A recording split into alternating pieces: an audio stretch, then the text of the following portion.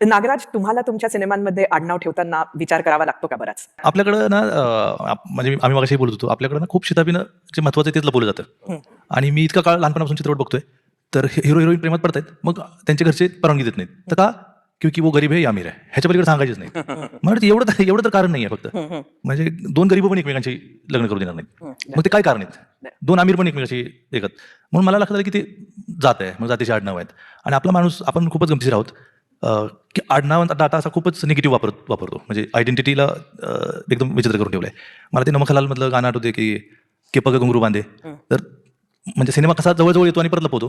त्यातलं ते गाणं क्या क्या देश है, क्या भेस है, क्या जाते है. फिर लगेच तिथे की छोडिये इन बातों को, हमको भला इससे क्या काम है. आणि मला असं झालं की अरे विचारायला लागला तर विचारा. माझा प्रश्न आहे म्हणजे म्हणतो ना हेच दुःख आहे. आणि विचारता म्हणजे काय काम नाही आम्हाला. आणि हिंदी फिल्म नेहमी ते केलं की तिथपर्यंत आले, पण महत्त्वाचा प्रश्न विचारला नाही की आडनाव काय, जात काय, असं का होते, हे जे घडते त्याच्या मागची पाळमुळं काय आहेत.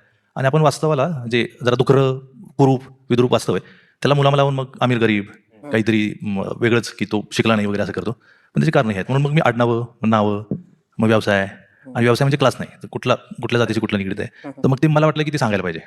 म्हणजे जब्या का असतो असा, शालू काय असते, आणि सगळं आपला समाज अजून त्याच्याभोवती घुरपडतो. आता बऱ्यापैकी आपण सुधारायला लागलोय. आणि पण डाटा तुम्हाला कधी झाकून हे करता येत नाही. म्हणजे जसं की आता काही लोक आडनाव फक्त नाव ठेवतात किंवा नाव आणि वडिलांचंच नाव लावतात. पण माणसं इतकी गमतीशीर की त्याचं आडनाव शोधूनच काढतात. बरोबर आहे. आणि तुम्ही म्हटलं की आता मी सांगितलं की नागराज, आपण हसतोय पण खरं तर म्हणजे मी माझं नाव सांगितलं नागराज पोपटराव. आडनाव नाही, मुद्दाम लपवलं कारण की मी मानत नाही. सरांनी पण केलं काहीतरी नाव. पण मग माणसं विचारतात म्हणजे कुठले तुम्ही, अच्छा हे काय.